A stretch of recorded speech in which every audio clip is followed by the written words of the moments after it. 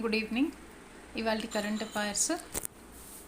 Quickly we'll go through. Altogether 27 questions ఉన్నాయి. So first one, which state is developing Tiger Corridor? ఇటీవలి కాలంలో కొత్తగా tiger కారిడార్ని plan చేసినటువంటి స్టేట్ ఏది అంటే రాజస్థాన్. అది ఎక్కడ ప్లాన్ చేసింది అంటే కారిడార్ రామ్గర్ విషధారి శాంక్చురీ. ఈ కన్స్ట్రక్ట్ చేసేటటువంటి ఇప్పుడు కొత్తగా చేసే కారిడార్లో 3 రిజర్వ్స్ని అది కలుపుకుంటోంది. ఏమింటివి? Connecting Ranthambore tiger reserve which is already existing, అలాగే రామ్గర్ విషధారి టైగర్ రిజర్వ్ ఇది కూడా ఎగ్జిస్టింగే, ముకుంద్రా టైగర్ రిజర్వ్. ఈ ఉన్న వీటినన్నిటినీ కలిపి కొత్తగా ఒక టైగర్ రిజర్వ్ ఫామ్ చేస్తుంది. ఇది ఎందుకు చేయాల్సి వచ్చింది అంటే రణతంబోర్ టైగర్ రిజర్వ్లో దాదాపుగా 65 పులులు ఉన్నాయి. అంటే ఇక్కడ వాటి యొక్క లోడ్ తగ్గించడానికి, ఏరియా పెంచడానికి. అలాగే ముకుంద్రా రిజర్వ్కి వచ్చేసరికి అక్కడ కేవలం ఒక టైగరే ఉంది. సో ఈ 3 కలపడం వల్ల వాటికి స్పేస్ వస్తుంది అనే ఉద్దేశంతో ప్లాన్ చేశారు. ఇది కనుక ఆపరేషనలైజ్ అయితే రాజస్థాన్ స్టేట్లో ఇది 4వ టైగర్ రిజర్వ్ అవుతుంది. ఆల్ ఓవర్ ఇండియా ఇది 52nd టైగర్ రిజర్వ్ అవుతుంది. Coming to next question, who is organising Indo Pacific business meet? ఇక్కడ Indo Pacific business meet logo కూడా చూస్తే దానిపైన ట్యాగ్ లైన్ ఏముంది అంటే developing a road map for shared prosperity. Confederation of Indian industry is organising the first edition of Indo Pacific business summit. ఎప్పటి నుంచి అంటే July 6 నుంచి 8 వరకు. In support with the ministry of external affairs వారి సహకారంతో దీనిని సిఐఏ ఆర్గనైజ్ చేస్తుంది. అసలు మొత్తానికి ఇండో పసిఫిక్ అనే ఇనిషియేటివ్ని ఎప్పుడు రూపుదాల్చింది అంటే 2018లో షాంగ్రీలా డైలాగ్ సింగపూర్లో జరిగేటప్పుడు ఇండియన్ ప్రైమ్ మినిస్టర్ అయిన నరేంద్ర మోడీ గారి విజన్ అన్నమాట, ఇండో పసిఫిక్ అనేది ఒకటి ఉండాలి అని. ఇది ఎందుకు అంటే మన ఇండియన్ ఓషన్లో, హిందూ మహాసముద్రంలో చైనా ఏదైతే తన బలాన్ని పుంజుకుంటుందో దానికి కౌంటర్ పార్ట్గా మనం కూడా ఒకటి డెవలప్ చేయాలి అని వచ్చిందే ఈ Indo Pacific initiative. So Indo Pacific ocean initiative was launched by prime minister Narendra Modi గారు అఫీషియల్లీ డ్యూరింగ్ 2019 నవంబర్ 4. ఇది ఎక్కడ అంటే ఈస్ట్ ఏషియా సమ్మిట్ జరిగినప్పుడు దీన్ని లాంఛనంగా ప్రారంభించడం జరిగింది. ఇప్పుడు జరుగుతున్నటువంటి బిజినెస్ సమ్మిట్లో మొత్తం మీద 21 దేశాలు పార్టిసిపేట్ చేస్తున్నాయి. వీళ్ళ యొక్క ముఖ్య ఉద్దేశం ఏంటి అంటే ప్రాంతీయంగా ఉన్నటువంటి సముద్ర జలాల్లో ఏదైతే ఉందో అక్కడ సెక్యూరిటీ అండ్ స్టెబిలిటీని సాధించాలి అనేది ఓపీఓఐ యొక్క ముఖ్య ఉద్దేశం. రెండవది, ఇది ఏ విధమైనటువంటి ట్రీటీ కాదు, it is open initiative. Compulsory ట్రీటీలో భాగం అవ్వాలి, సిగ్నేటరీ అవ్వాలి, అక్కడ నుంచి ఇంప్లిమెంట్ చేయాలి అనేటటువంటి రూల్ అయితే లేదు. అలాగే వీళ్ళు కోఆపరేషన్ అండ్ కొలాబరేషన్ తోటి వర్క్ చేసి ఇండో పసిఫిక్ రీజన్లో వచ్చేటటువంటి ఛాలెంజెస్ని ఫేస్ చేయడము అనేది కూడా ఇండో పసిఫిక్ ఓషన్ ఇనిషియేటివ్ యొక్క అనదర్ ఇంపార్టెంట్ వ్యూ అది. Coming to third question, which day is celebrated as world chocolate day? World chocolate day or international chocolate day, it is observed on 7th July every year. ప్రతి సంవత్సరము 7th జూలైన జరుపుకుంటారు. అలాగే world chocolate day was celebrated in the year 2009. మొట్టమొదటిసారిగా దీన్ని 2009లో జరుపుకోవడం జరిగింది. ఇంతే కాకుండా చాక్లెట్లో ఉండే వెరైటీస్కి సంబంధించి ఒక్కొక్క చాక్లెట్కి ఒక్కొక్క డే ఉంది. బిట్టర్ స్వీట్ చాక్లెట్ డే, కొంచెం చేదుగా స్వీట్గా అంటే వగరుగా ఉండే chocolate day 10th January. Milk chocolate day వచ్చి 28th July.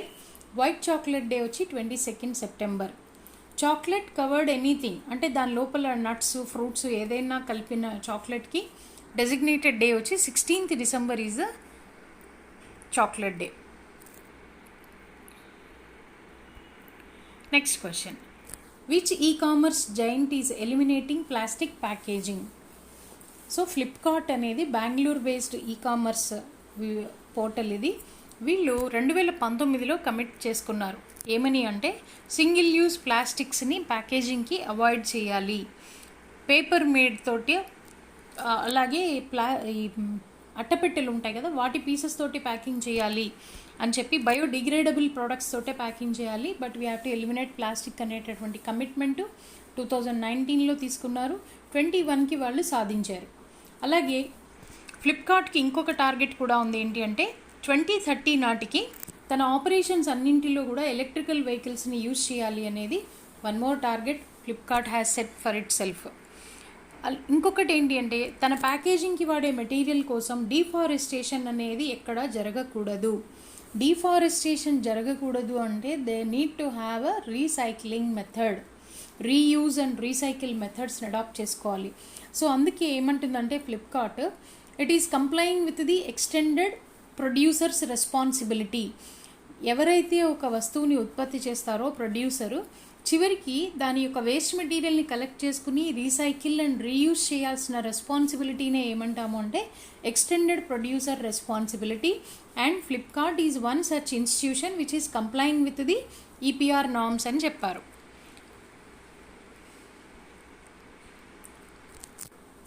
AFC women's Asian Cup 2022 would be held in, ఎక్కడ జరుగుతుంది? The tournament is scheduled to be played from January 20 to February 6th, 2022. రాబోయే సంవత్సరం జనవరి 20 నుంచి ఫిబ్రవరి 6 మధ్యలో జరుగుతుంది. ఎక్కడ జరుగుతుంది అంటే ముంబై ఫుట్బాల్ అరేనా, అలాగే Shiv Chhatrapati sports complex in Balewadi, Pune. ముంబైలోను పూణేలోను ఈ ఈవెంట్ జరుగుతుంది. ఎర్లియర్ వీటికి ఈవెంట్కి అనుకున్న ప్రదేశాలు అహ్మదాబాద్ అండ్ భువనేశ్వర్ అని అనుకున్నారు, కానీ వాటిని క్యాన్సిల్ చేసి ముంబైని పూణేని ఎంచుకోవడం జరిగింది. The AFC women's Asian cup, ఇంతకుముందు దీన్ని ఏమని పిలిచేవారు అంటే ఏఎఫ్సి విమెన్స్ ఛాంపియన్షిప్ అని పిలిచేవారు. ఇది క్వాడ్రీనియల్ కాంపిటీషన్, అంటే 4 సంవత్సరాలకు ఒకసారి జరుగుతుంది. ఇది ఏషియన్ ఫుట్బాల్ కాన్ఫెడరేషన్ వారి కండక్ట్ చేసేటటువంటి నేషనల్ టీమ్స్ తోటి జరుగుతుంది. ఇందాకే చెప్పాం భువనేశ్వర్ అండ్ అహ్మదాబాద్ని వెన్యూస్గా డ్రాప్ చేశారు అని. ఎందుకు అంటే పార్టిసిపెంట్స్ ట్రావెల్ చేయాల్సిన డిస్టెన్స్ తగ్గించడం ఒకటి, అలాగే బయోసెక్యూర్ బబుల్ని ఆప్టిమమ్గా ఉండే ఎన్విరాన్మెంట్లోనే మనం ఆపరేట్ చేయగలం కాబట్టి కూడా they chose Mumbai and Pune to be the venues. What is YSR life time achievement award? YSR life time achievement award అనే దాన్ని ఇన్స్టిట్యూట్ చేశారు. యాక్చువల్లీ 2020లోనే డిస్ట్రిబ్యూట్ చేయాల్సి ఉంది, కోవిడ్ వల్ల చేయలేదు. ఈ సంవత్సరం డిస్ట్రిబ్యూట్ చేస్తున్నారు ఈ అవార్డ్స్. దీని కింద ప్రైజ్ 10 లక్షల క్యాష్, ఒక మెమెంటో ఇస్తారు. అలాగే just life time achievement award కింద 5 లక్షల క్యాష్ని, ఒక మొమెంటోని ఇస్తారు. ఆగస్ట్లో ఫస్ట్ వీక్లో కానీ సెకండ్ వీక్లో కానీ డిస్ట్రిబ్యూషన్ జరుగుతుంది. ప్రస్తుతం ఇప్పుడు అనౌన్స్ చేసిన అవార్డ్స్ దాదాపుగా 63 మంది అవార్డ్స్ సెలెక్ట్ అయ్యారు. ఇక్కడ వ్యక్తులు సంస్థలు కూడా అవార్డ్స్కి ఎంపికైన వారిలో ఉన్నారు.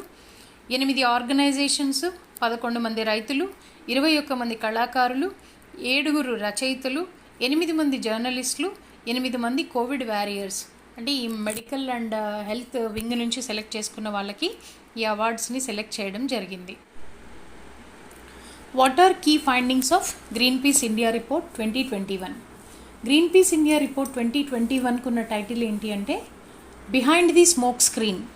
ఈ రిపోర్ట్ ఏం అనలైజ్ చేసింది అంటే మన అట్మాస్ఫియర్లో ఉన్నటువంటి nitrogen dioxide levels over a period of 1 year, April 2020 నుంచి ఏప్రిల్ 2021 మధ్యలో ఇండియాలో ఉన్నటువంటి మోస్ట్ పాపులస్ సిటీస్, ఒక 8 సిటీస్లో ఏ లెవెల్లో నైట్రోజన్ డయాక్సైడ్ లెవెల్స్ పెరిగాయి అని అనలైజ్ చేసిన రిపోర్ట్. దీనికి ఆధారం డేటా ఎక్కడి నుంచి తీసుకున్నారు అంటే Sentinel-5P అనే శాటిలైట్ నుంచి తీసుకున్నారు. ఈ Sentinel-5 P stands for precursor. ఇది ఒక earth observation satellite launched by European Space Agency as part of the Copernicus program. European Space Agency వాళ్ళ కోపర్నికస్ ప్రోగ్రాంలో భాగంగా ప్రయోగించబడ్డటువంటి Sentinel-5P అనే శాటిలైట్ డేటాను తీసుకున్నారు. సో ఇక్కడ చూపించే ఫిగర్స్ ఏంటి అంటే ఏ సిటీలో ఎంత శాతం మేర నైట్రోజన్ డయాక్సైడ్ లెవెల్స్ పెరిగాయి అనేది ఈ పిక్చర్ చూపిస్తుంది. ముంబై 52% గ్రోత్ ఉంది లాస్ట్ ఇయర్తో పోలిస్తే, ఇన్స్పైట్ ఆఫ్ కోవిడ్ లాక్డౌన్ 2.0. రెండవ విడత మనం లాక్డౌన్ విధించినప్పటికీ కూడా there is hike in nitrogen dioxide level. Delhi 125%, highest పెరిగిన సిటీ ఏది అంటే ఢిల్లీ. బెంగళూరు 90%, హైదరాబాద్ 69%, చెన్నై 94%, కోల్కతా లీస్ట్ 11%, జైపూర్ 47%, లక్నో 32%. ఇవి పెరిగినటువంటి percentage. Which country issued coin for CPC centenary? China's communist party CP means communist party China centenary. ఇటీవల జూలై 1న వాళ్ళు శత జయంతి ఉత్సవాలు జరుపుకున్నారు. అందుకు గుర్తుగా ఏ దేశము తన నాణ్యాన్ని ముద్రించింది అనేది క్వశ్చన్.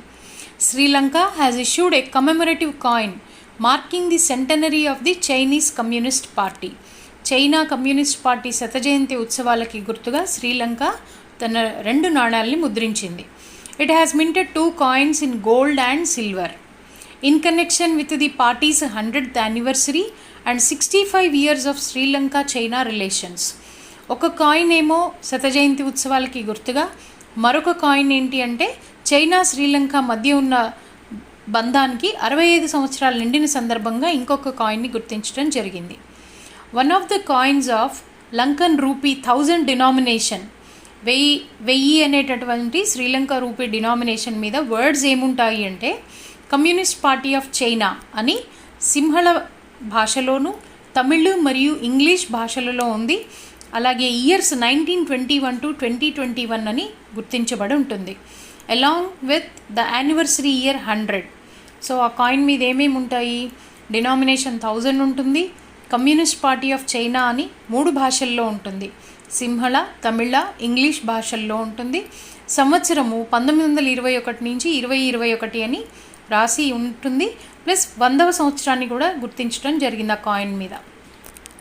వేరొక కాయిన్ ఏంటి అంటే చైనా బిల్ట్ నీలం పోకున మహీంద్ర రాజపక్స థియేటర్, కొలంబోలో ఉన్నటువంటి నీలం పోకున రాజపక్స థియేటర్ని అనే ఇమేజ్ దాని మీద ఉంటుంది. National flags of Sri Lanka and China కూడా దాని మీద ఎంగ్రేవ్ అయ్యి ఉంటాయి.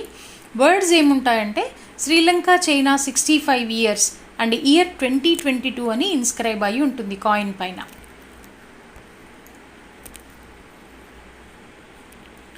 In whose memory Indian army inaugurates war memorial at Gulmarg. గుల్మార్గ్లో వార్ మెమోరియల్ని ఎవరికి గుర్తుగా ఇనాగరేట్ చేశారు? On the occasion of the birthday of captain Gurjinder Singh Suri, Indian army inaugurated a war memorial. Gurjinder Suri గుర్తుగా, ఆయన బర్త్డేకి గుర్తుగా అక్కడ వార్ మెమోరియల్ని ఏర్పాటు చేశారు. ఈ గుర్జిందర్ సింగ్ సూరి ఎవరు అంటే ఈయన 1999లో బిర్సా ముండా ఆపరేషన్ జరిగే టైంలో తన ప్రాణాలని కోల్పోయారు. ఆ ఆపరేషన్లో భాగంగా గుల్మార్గ్ అనేది ఎక్కడుంది అంటే లైన్ ఆఫ్ కంట్రోల్ పాకిస్తాన్ బార్డర్లో ఉంది మనకి. Gurjinder Singh Suri was later awarded Mahavir Chakra posthumously. చనిపోయిన తర్వాత ఈయనకి ఇండియన్ గవర్నమెంట్ మహావీర్ చక్ర అవార్డుని ప్రదానం చేయడం జరిగింది. ఆపరేషన్ బిర్సా ముండా అంటే ఏంటి అంటే it was a punitive raid conducted against Pakistani post by a Bihar battalion of the Indian army in the month of November 1999. Pakistan పోస్ట్కి వ్యతిరేకంగా బీహార్ బెటాలియన్ వారు జరిపినటువంటి ఒక దాడి. ఇది నవంబర్ 1999లో జరిగింది. ఈ ఆపరేషన్లోనే ప్రాణాలు కోల్పోయిన ఆయన గుర్జిందర్ సింగ్ సూరి. ఈయన బర్త్డే గుర్తుగానే మనకి ఇక్కడ వార్ మెమోరియల్ గుల్మార్గ్లో ఏర్పాటు చేయడం జరిగింది. Who is director general of All India Radio? N Venudhar Reddy takes charges as director general of All India Radio. All India Radio అఫీషియల్గా దీన్ని ఆకాశవాణి అని 1957వ సంవత్సరం నుంచి పిలువబడుతుంది. Initially All India Radio founded in 1936. Headquarters ఎక్కడ అంటే సంసద్ మార్గ్, న్యూఢిల్లీలో హెడ్ క్వార్టర్ ఉంది.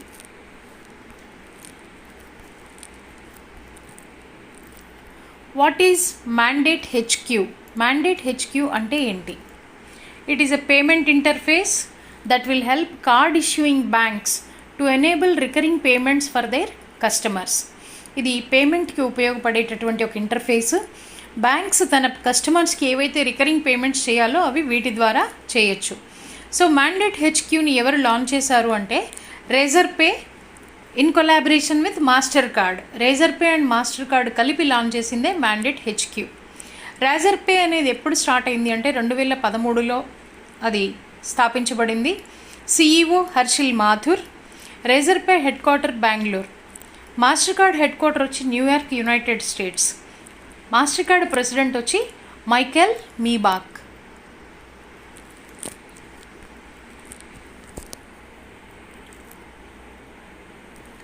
What would be India's GDP growth for financial year 22 according to Fitch Ratings projects? రాబోయే ఆర్థిక సంవత్సరానికి ఎంత గ్రోత్ ఉంటుంది అంటే, Fitch ratings has revised its GDP growth projection for India in 2021 to 22. అంటే ఏప్రిల్ నెక్స్ట్ మార్చ్ 31కి end అవ్వబోయేటటువంటి ఆర్థిక సంవత్సరానికి గ్రోత్ రేటు 10%గా ఎస్టిమేట్ చేయడం జరిగింది. ఇంతకుముందు దీన్ని 12.8%గా ప్రొజెక్ట్ చేశారు.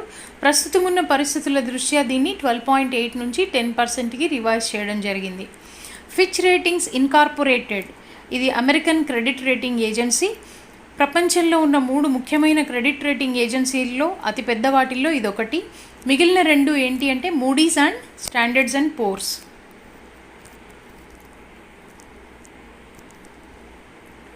Recently which trades are included under MSME sector? ఇటీవలి కాలంలో ఏ వాటిని మైక్రో స్మాల్ మీడియం ఎంటర్ప్రైజెస్లో భాగంగా చేర్చడం జరిగింది? Ministry of Micro, Small and Medium Enterprises decided to include retail and wholesale trade as MSMEs. So, retail and హోల్సేలర్స్ని MSME సెక్టార్లో భాగంగా చేర్చడం జరిగింది. ఎందుకు అంటే only for the limited purpose of priority sector lending.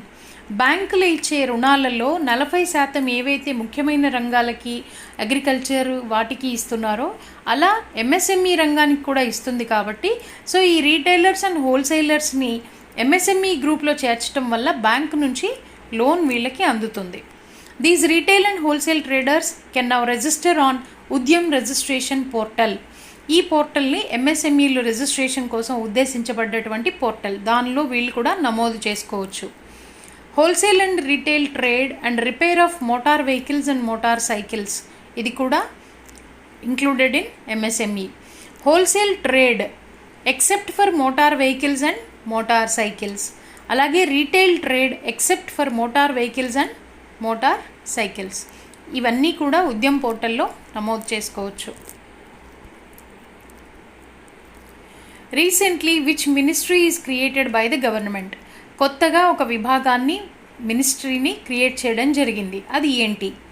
Government has created a ministry of cooperation to boost the Indian cooperative movement and give a fillip to indigenous enterprises. So సహకార రంగాన్ని promote చేసే దిశగా ministry of కోఆపరేషన్ని ఏర్పాటు చేయడం జరిగింది, సహకార మంత్రిత్వ శాఖని. ఇదేంటి అంటే ఇండియాలో ఉత్పత్తి చేసేటటువంటి చిన్న సంస్థలు, సహకార రంగాన్ని ప్రమోట్ చేయడానికి ఉద్దేశించబడింది. ఇప్పుడు కొత్తగా వచ్చినటువంటి మినిస్టర్స్లో Amit Shah will be India's first minister of cooperation. ఈ శాఖని అమిత్ షా గారికి అప్పగించడం జరిగింది. ఈ న్యూ మినిస్ట్రీ ఆఫ్ కోఆపరేషను సహకార్ సే సమృద్ధి అనేటటువంటి విజన్ని సాధించడానికి పనిచేస్తుంది.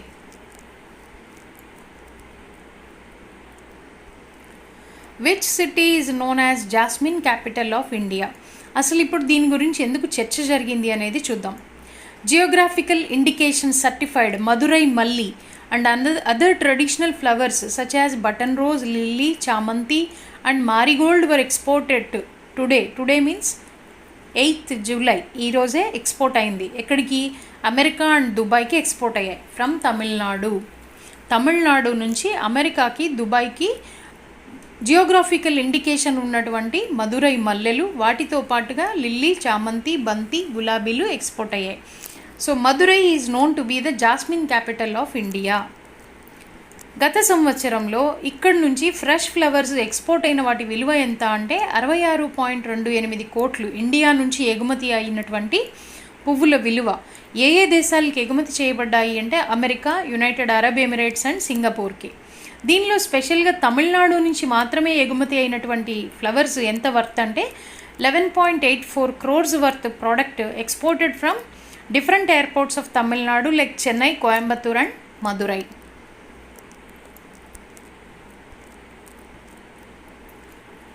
What is revenue deficit grant and how much is recommended by the 15th finance commission? Revenue deficit grant అంటే ఏంటి? The revenue deficit or post-devolution revenue deficit grant is provided to the states under Article 275 of the Constitution. మనందరికీ తెలుసు, ప్రతి 5 సంవత్సరాలకి ఒకసారి finance కమిషన్ని constitute చేస్తాం మనము under article 280. Constitute చేసినటువంటి ఫైనాన్స్ కమిషన్ ఏం చెప్తుందంటే కేంద్రం నుంచి రాష్ట్రాలకి ఇవ్వవలసినటువంటి ట్యాక్స్ షేర్ ఎంత అనేది చెప్తుంది. తను వసూలు చేసే మొత్తంలో రాష్ట్రాలకు ఇవ్వబడిన భాగాన్ని గురించి చెప్తుంది ఫినాన్స్ కమిషన్. అలా వచ్చిన షేర్లో అన్ని రాష్ట్రాలకి ఇచ్చిన తర్వాత కూడా ఏదైనా రాష్ట్రానికి వెల్ఫేర్ స్కీమ్స్ని ఇంప్లిమెంట్ చేయడానికి వనరుల కొరత గనక ఉన్నట్లయితే ఆ కొరతనే రెవెన్యూ డెఫిసిట్ గ్రాంట్ ద్వారా పూర్తి చేయమని చెప్తుంది. సో ఈ ప్రొవిజన్ ఎక్కడుంది అంటే రాజ్యాంగంలో ఉన్నటువంటి 275 ఆర్టికల్లో చెప్తుంది. మినిస్ట్రీ ఆఫ్ ఫైనాన్స్ ఇప్పుడు విడుదల చేసింది ఏంటి అంటే 4వ ఇన్స్టాల్మెంట్ని, 4th monthly instalment post devolution revenue డెఫిసిట్ని రిలీజ్ చేసింది. ఎంత అమౌంట్ ఇది? 9,871 కోట్ల రూపాయలు. ఇది ఎన్ని రాష్ట్రాలు పంచుకుంటాయి అంటే 17 రాష్ట్రాలకి వాళ్ళు అలాట్ చేయడం జరిగింది. The grants are released as per the recommendations of the 15th Finance Commission in monthly installments to meet the gap in revenue accounts of the states post devolution. ఇంకొకటి కూడా ఇక్కడ పదం చాలా జాగ్రత్తగా గుర్తుపెట్టుకోవాలి. ఇచ్చేటటువంటి ఈ రెవెన్యూ డెఫిసిట్ గ్రాంట్ని వాడుకునేది కూడా రెవెన్యూ అకౌంట్లోనే. ఎకానమీలో మనకి తెలుసు క్యాపిటల్ ఎక్స్పెండిచరు అలాగే రెవెన్యూ ఎక్స్పెండిచర్. ఇన్వెస్ట్మెంట్స్ కాకుండా సోషల్ వెల్ఫేర్ స్కీమ్స్కి అలాంటి వాటికి పెట్టే పెట్టుబడులే ఈ రెవెన్యూ అనమాట. రెవెన్యూ అకౌంట్లో ఉన్న డెఫిసిట్ని పూర్తి చేసుకోవడానికి వాడుకునేదే revenue deficit grant. 15th Finance Commission has recommended post-devolution revenue deficit grant amounting to about 3 trillion over 5-year period ending financial year 26. So 2021 నుంచి 2026 వరకు 5 సంవత్సరాలకి గాను మొత్తం మీద యూనియన్ గవర్నమెంట్ నుంచి రాష్ట్రాలకి ఇవ్వవలసినటువంటి గ్రాంట్ విలువ ఎంత అంటే 3 trillion అమౌంట్ని ఇవ్వాలి. ఈ సంవత్సరానికి 21-22లో 118,452 కోట్లు డివల్యూషన్ చేయాల్సి ఉంటుంది. అది కూడా 17 రాష్ట్రాలకి చేయాలి. అయితే ఇప్పుడు విడుదల చేసినటువంటి 4th ఇన్స్టాల్మెంట్తో కూడా కలుపుకుని ఇప్పటికి దాదాపుగా 39,484 కోట్లు ఆల్రెడీ రిలీజ్ చేయడం జరిగింది.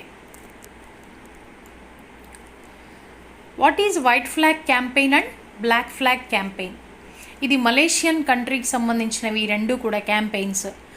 వైట్ ఫ్లాగ్ క్యాంపెయిన్ ఏంటి అంటే కోవిడ్ వల్ల వాళ్ళు పడుతున్న ఇబ్బందుల దృష్ట్యా వాళ్ళకి ఏవైనా ఆర్థిక అవసరాలు కానీ ఇతర వస్తువుల అవసరాలు కానీ ఉన్నట్లయితే వాళ్ళు ఒక వైట్ క్లాత్ని ఫ్లాగ్ లాగా ఊపడం జరుగుతోంది. That is called as white flag campaign. Malaysians are using it to convey the distress and financial crunches they have had to deal with amid the COVID-induced lockdown వల్ల పడుతున్న ఇబ్బందులు తెలియజేయడానికి వాళ్ళకున్న అవసరాలు తెలియచెప్పేందుకు వైట్ క్లాత్ని వాళ్ళు ఫ్లాగ్ లాగా ఊపడం జరుగుతోంది. ఇది సోషల్ మీడియా అన్నిట్లో కూడా వైడ్ పబ్లిసిటీ వీరికి వచ్చింది.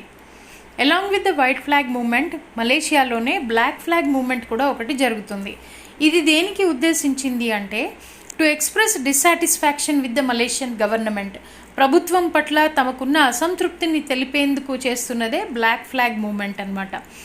ఆ బ్లాక్ ఫ్లాగ్ మూమెంట్లో వీళ్ళ డిమాండ్ ఏంటి అంటే prime minister Muhyiddin Yassin resign చేయాలి అనేది బ్లాక్ ఫ్లాగ్ మూమెంట్ యొక్క ఉద్దేశం.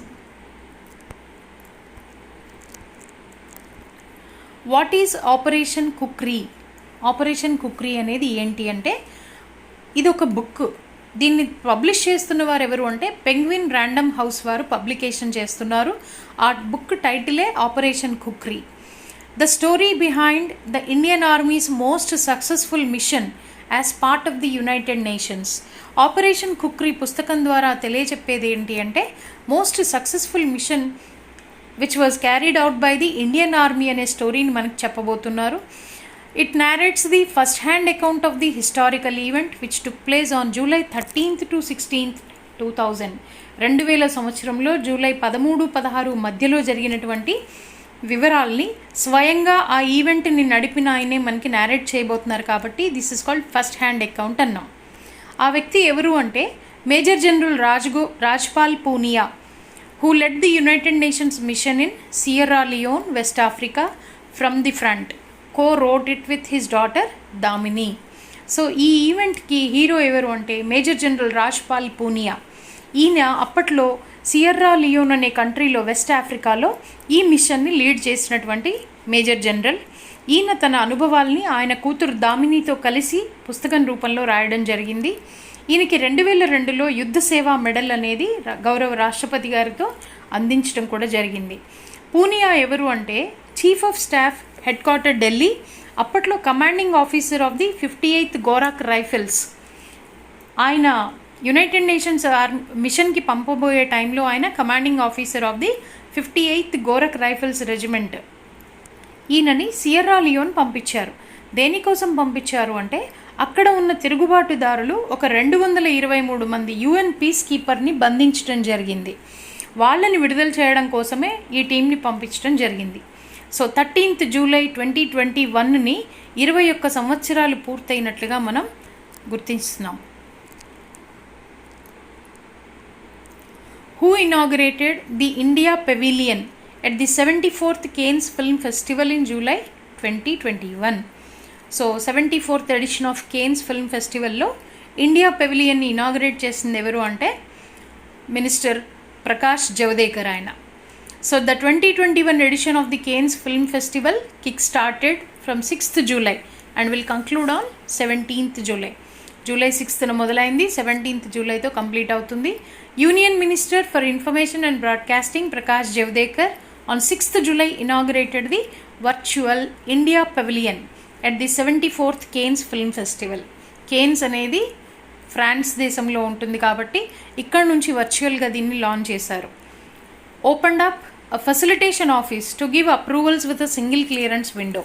ఇనాగరల్ సెషన్లో జవదేకర్ గారు ఏం చెప్పారు అంటే అంతర్జాతీయంగా ఎవరైతే ఫిల్మ్ మేకర్స్ అండ్ ప్రొడ్యూసర్స్ ఉన్నారో వాళ్ళకి ఇండియాలో ఫిల్మ్స్ రిలీజ్ చేసుకోవడం కోసం ఏవైతే అనుమతులు ఉన్నాయో క్విక్గా సింగిల్ విండో క్లియరెన్స్ ఇచ్చేటందుకు గాను ఒక ఆఫీస్ని లేదా ఫెసిలిటేషన్ సెంటర్ని ఎస్టాబ్లిష్ చేశాము అనేది ఇనాగరల్ స్పీచ్లో చెప్పడం జరిగింది.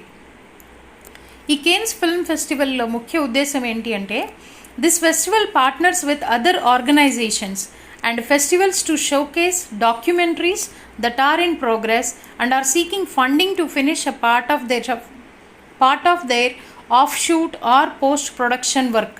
These projects will also be competing for $11,866 prize and other awards. Cannes Film Festival లో డాక్యుమెంటరీలను ప్రదర్శిస్తారు. ఎందుకు అంటే కొన్ని కంప్లీట్ అయినవి ఉంటాయి, కొన్ని ప్రోగ్రెస్లో ఉన్నవి ఉంటాయి. ఎవరైనా ఇంట్రెస్టెడ్ పీపుల్ ఉంటే వీరికి ఫండింగ్ చేస్తారు. ఆ ఫండ్ ద్వారా rest of the production complete చేయొచ్చు లేదా పోస్ట్ ప్రొడక్షన్ వర్క్ కంప్లీట్ చేయొచ్చు అనే ఉద్దేశంతో ఈ డాక్యుమెంటరీస్ని కేన్స్ ఫిల్మ్ ఫెస్టివల్లో చేస్తారు.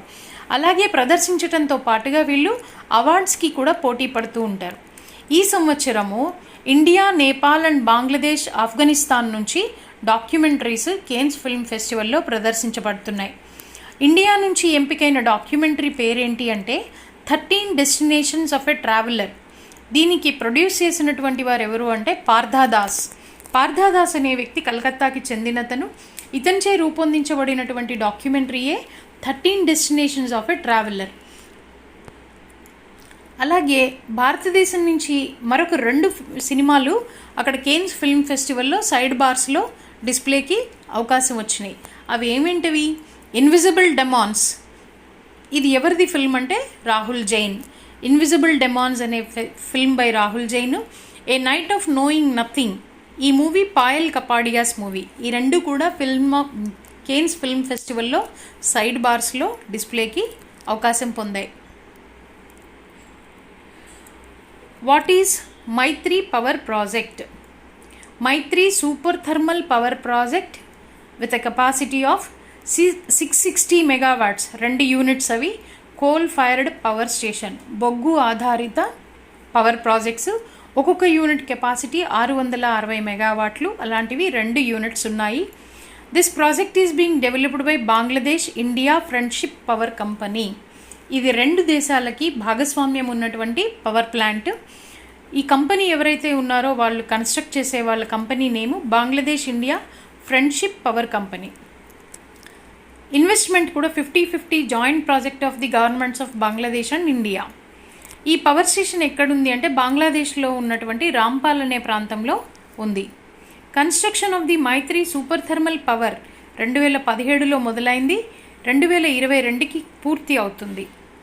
First unit of Maitri power project at Rampal will be commissioned in December 2021. రాబోయే డిసెంబర్ నాటికి మొదటి యూనిట్ తన పనిని ప్రారంభిస్తుంది. It will coincide with the country's golden jubilee celebration of the liberation. 1971లో జరిగినటువంటి వార్లో బంగ్లాదేశ్ తను ఇక్కడ నుంచి విడిపోయిందనమాట, ఈస్ట్ పాకిస్తాన్గా. దానికి 50 సంవత్సరాలు పూర్తయిన సందర్భంగా గోల్డెన్ జూబ్లీ సెలబ్రేషన్స్లో భాగంగానే ఈ ఫస్ట్ యూనిట్ అనేది 2021 డిసెంబర్కి కమెన్స్ అవుతుంది. Who are the Indian male golfers qualified for Tokyo Olympics? Tokyo ఒలింపిక్స్కి అర్హత సాధించినటువంటి ఇండియన్ మేల్ గోల్ఫర్స్ ఎవరు? ఫస్ట్ పర్సన్ ఎవరు అంటే అనిర్బన్ లాహిరి. ఈయన టోక్యో ఒలింపిక్స్ క్వాలిఫై అయిన ఫస్ట్ వ్యక్తి. ప్రపంచంలో ఉన్న ర్యాంకింగ్స్లో ఈయన 340వ ప్లేస్లో ఉన్నారు. In spite of the 340th rank ఈయన 60 మెంబర్స్ లిస్ట్లో అర్హత సాధించారు. రెండో వ్యక్తి ఎవరు అంటే ఉదయన్ మానే. ఈయనకి ప్రపంచ ర్యాంకు 356. సో ఇండియా నుంచి రిప్రజెంట్ చేయబోయే వాళ్ళిద్దరూ అనిర్బన్ లాహిరి అండ్ ఉదయన్ మానే.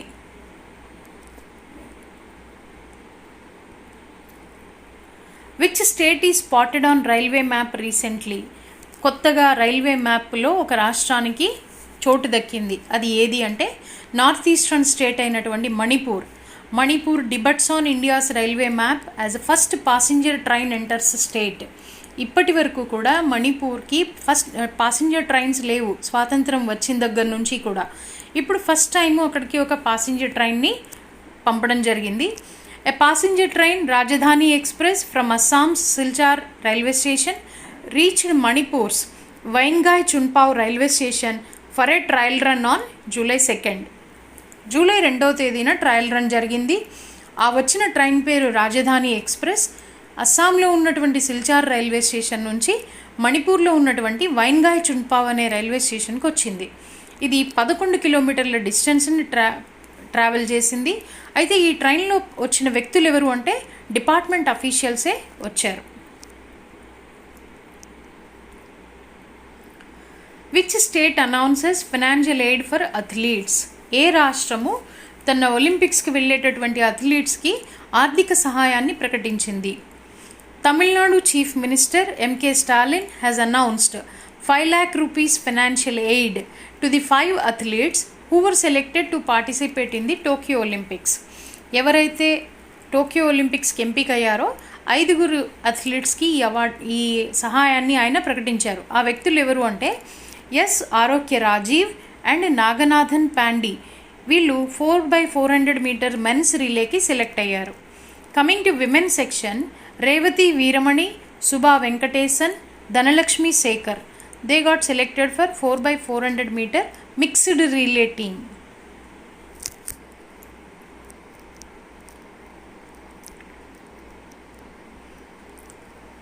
Which state is exporting GI certified బాలియా?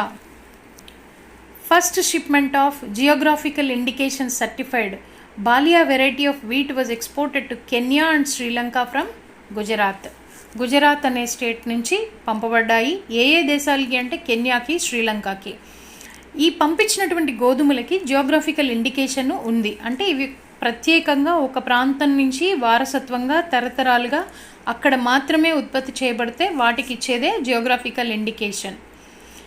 జియోగ్రాఫికల్లీ indication certified wheat has high protein content and has sweet taste.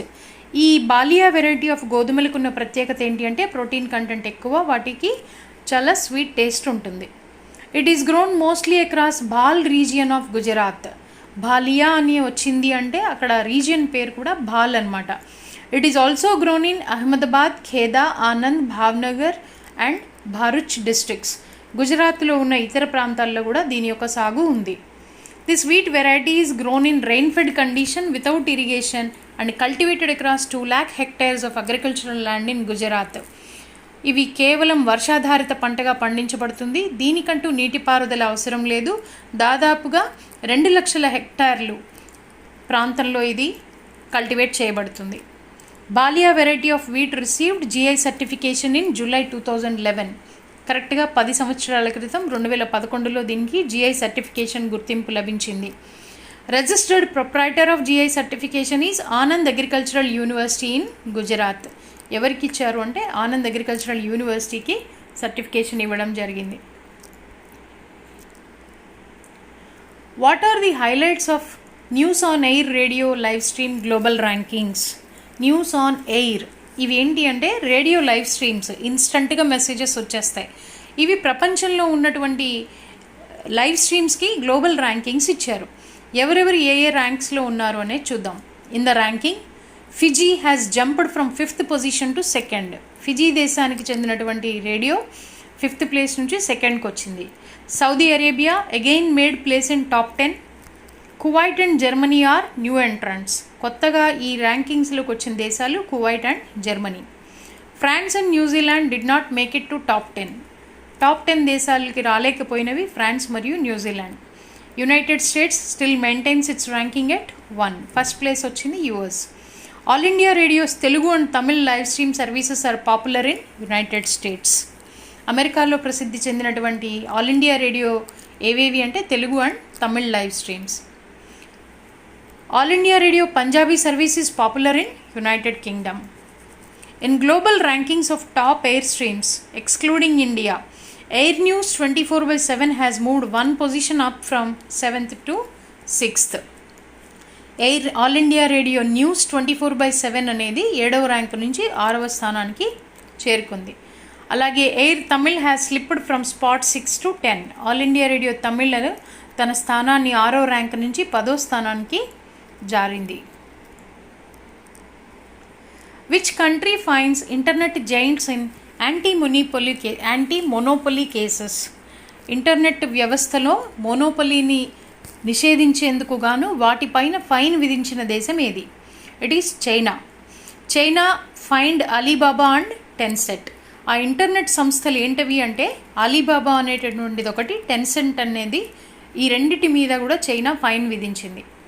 Alibaba and Tencent were fined in 22 cases. మొత్తం 22 కేసుల్లో వీళ్ళకి ఫైన్ విధించబడింది. They were fined 5 lakh yuan each for actions like acquiring stakes in other companies which might improperly increase their market power. వేరే వేరే కంపెనీల్లో వారు భాగస్వామ్యాన్ని కొనుగోలు చేయడాన్ని కూడా వైలేషన్గా పరిగణించి 5 లక్షల యువాన్లని వాళ్ళకి ఫైన్గా విధించారు. Violators of the norms include 6 companies owned by Alibaba Group, 5 by Tencent Holding Limited and 2 companies owned by retailer Suning.com. So అలీబాబాకి చెందినవి 6 కంపెనీలు, టెన్సెంట్కి సంబంధించినవి 5, అలాగే రీటైలర్ సునింగ్కి సంబంధించిన 2 కంపెనీలు కూడా అక్కడ ఉన్నటువంటి రూల్స్ని వైలేట్ చేసిన లిస్ట్లో ఉన్నాయి. Alibaba was fined 18.3 billion yuan in April for suppressing competition. Alibaba అనేవాళ్ళు పోటీతత్వాన్ని నిరోధించినందుకు గాను, ఏకస్వామ్యాన్ని ప్రమోట్ చేసినందుకు గాను వాళ్ళకి విధించిన ఫైన్ ఎంత అంటే 18.3 బిలియన్ యువాన్లు. Where is world's tallest sand castle? ప్రపంచంలో చాలా పొడవైన ఇసుకతో కట్టబడిన కోట ఎక్కడ ఉన్నది? World's tallest sand castle was built in డెన్మార్క్లో ఉంది. It has established new Guinness World Record of 21.16 meters. Guinness world రికార్డ్ని సాధించింది. 21.16 మీటర్ల ఎత్తుతో ఇది కన్స్ట్రక్ట్ చేయబడింది. Denmark's new sand castle is 3.5 meter taller than earlier record of 17.66 meters set by Germany in 2019. గతంలో ఉన్నటువంటి రికార్డుని ఇది అధిగమించింది. ఎంత అంటే 3.5 మీటర్లు పాత రికార్డు కంటే ఎక్కువ ఉంది. ఓల్డ్ రికార్డు జర్మనీ సాధించింది 2019లో with a structure of height 17.66 meters.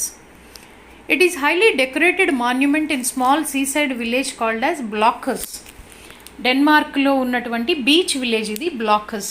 దీనికి ఈ ఊరికి బ్లాకస్ అనే పేరు ఎందుకు వచ్చిందంటే అప్పట్లో ఇక్కడ ఇల్లు కట్టుకోవడానికి వుడెన్ బ్లాక్స్ వాళ్ళు ఎక్కడి నుంచో తెప్పించుకుని ఆ మొద్దుల నుంచి కట్టుకున్నారు కాబట్టి ఎంటైర్ విలేజ్లో అలాంటి ఇళ్ళు ఎక్కువ ఉన్నాయి కాబట్టి that is named as block house.